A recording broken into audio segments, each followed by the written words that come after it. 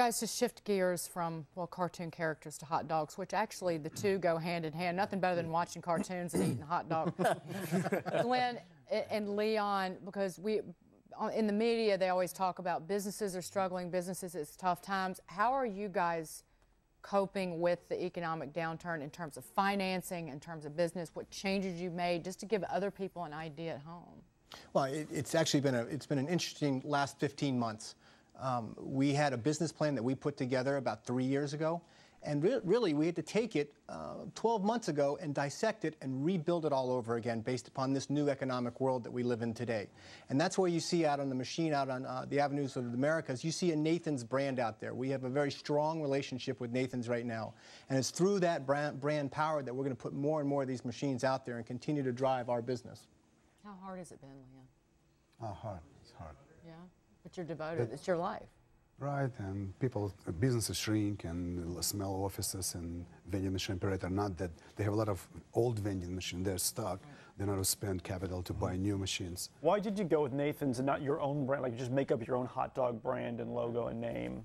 Well, especially around here in New York City, Nathan's obviously has a very strong presence. And of course, we do a lot of work right now on the East Coast. We're a Maryland-based company. And so Nathan's was a very strong brand for us to work with. And you did a Johnsonville machine, actually. Let's get to an email, Jeff, because somebody's written in about your machine.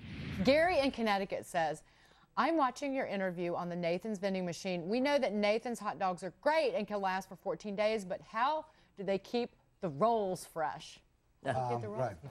We keep roll in sealed environment. It's a tray sealed by film, and we open that prior to dispense to the customer while we keep roll. It's not 21 days, by the way, for roll. It's 10, 14, depending on bakery.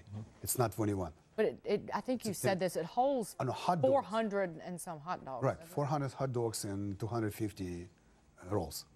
Yeah, the buns are sealed across the top, and each one is individually wrapped to make sure it stays fresh.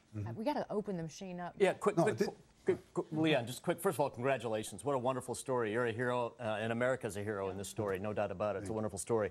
How do you guys, you think about future product lines, and you guys touched on this, and the branding part of this. Nathan's is critical to get you out of the box and have the customer have confidence in the product that it's going to be a good quality product. Have you thought about saying maybe powered by with your company name on it so that maybe you in the future are going to do hamburgers or pizzas or whatever you're going to do, and you continue your branding, kind of leveraging on the Nathan's success, the hot dog success, so that people then have confidence not only in the hot dog product, but in you, in the machine, being able to deliver a good fast food product through a vending machine?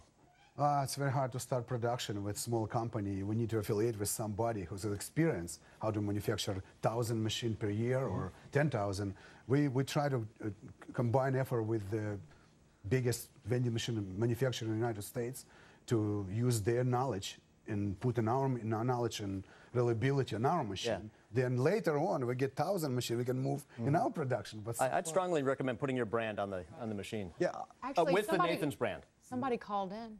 Okay. And has a question for Leon. John is on the phone from California. Hey, John. Hot dog fans in America. Hi. Hey, good to hear from you. Go ahead. Thank you for taking my call. Oh, sure. I was really curious, and a question that always comes up when you host these entrepreneurs on TV is, where do you first find the capital to start your business? Leon, what did you do?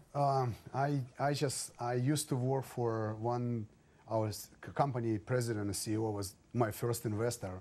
I approached him. I didn't know what culture, what should I do? I didn't know what the business plan about. I just have idea, and I approached him, and he said, okay, but I need to create a business plan. And what business plan about? He said, this would be financial projection and marketing study. And I first realized I need to study market by itself. And when I spent a year part-time studying market, then I approached him again, and he said, now you ready to talk? And he introduced me to, it's called Investment East Coast Network, people who invest in... That's an angels network. That's an angels network. And I'll tell you, the greatest source of financing for startup businesses today is angels. It's not venture capital. They don't play that early. And frankly, it's not the banks. It's angel financing. It's angel.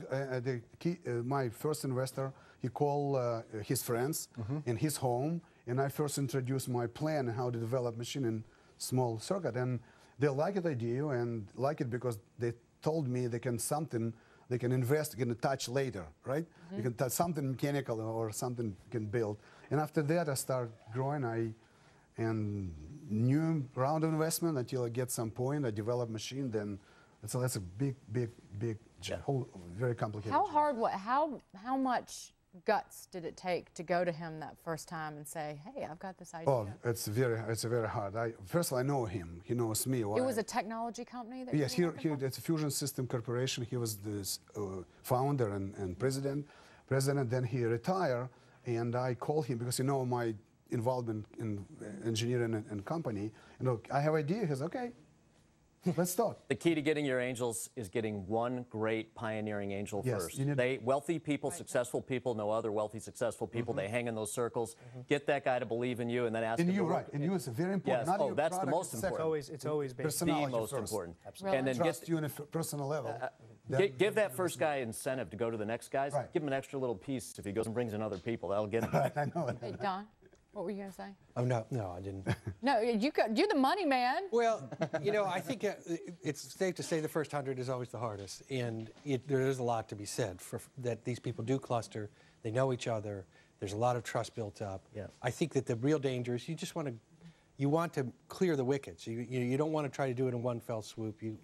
I think that the common mistake is that people say, I got to raise all the money I need for the foreseeable future right now, and life doesn't provide it that way. Right. Right. And so the patience is just to say, I'm going to get in there, I'm going to take the piece I need to get to the next. That's great And advice. then the right investors bring you the right Right. management, right, Glenn? round one is about innovation. Round two is valuation, and that's really what it comes down to. That's incredible stuff all the way around, right, Jen? When I get rich and famous, I'm not hanging on other rich people. I'm going to hang on poor people and lord it over them. You'll wind up investing in every business that comes along, right? If it's hot dog related, you got my money. That's exactly I would right. shake down the vendors and say, if you give me $25, I'm not going to put a hot dog vending machine 3 feet from your machine, and then use that money to go into other territories. That's a good idea. That's great. Just a reminder that David Asman will be here tonight.